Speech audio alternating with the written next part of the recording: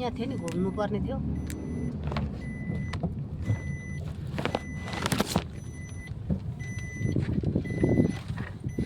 Good evening guys, सम्पूर्णमा सबैजनालाई हामीको चाहिँ अब घोरी गाडी सबै भयो है गाइस, हेर्नु सक्नुहुन्छ है।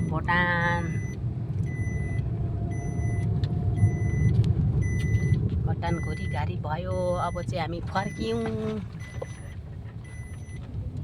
यहाँ चाहिँ साउन्ड बिनाको टिभी लागिरहेको हुन्छ।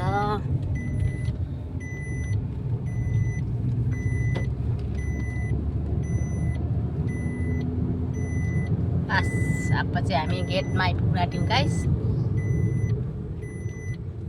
एकदम भुटान चाहिँ सफा छ है गाइस। पार्कमा म के अरे रिल्स बनाउँथ्यो बुढा। भरे बनाउनु आउँदा भरे राति हुन्छ। राति पनि लाइट बल्छ यहाँ। देख्दैन नि त उतिर देख्छ। रातिको लाइटको टल्किन्छ कि। देख्छ हौ। लाइट टल्किन्छ हौ।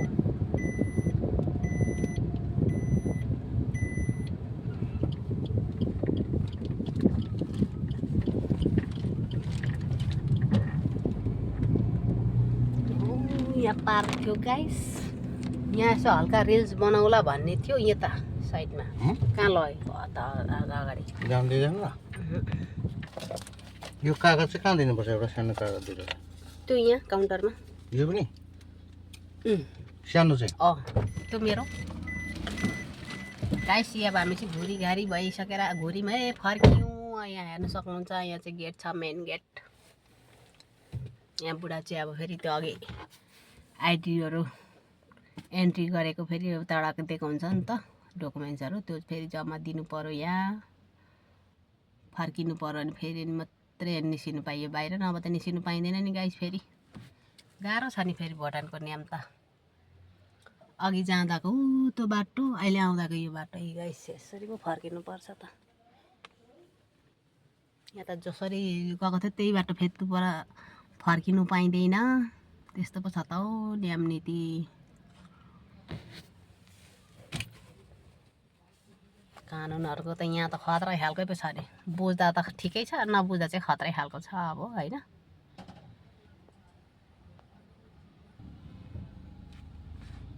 बुढाले एन्ट्री गरेर टिकट रिटर्न ब्याक गरेर घुरेर आइसके मिलाइलाई। ल अब चाहिँ लागौँ होइन बुढा?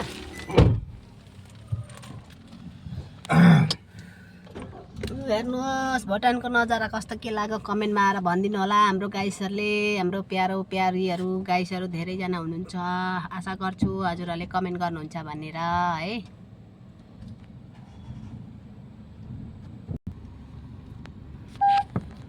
By by Bhutan.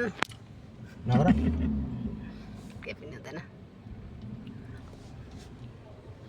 अघि गएको बाटै छेल्छौ ठिक्क हेर्ने बेलामा चाहिँ।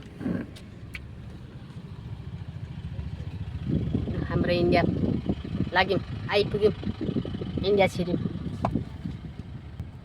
यहाँ चाहिँ फेरि इन्डियाको उसले एसएसबीहरूले पनि यहाँ चेक गर्छ यी।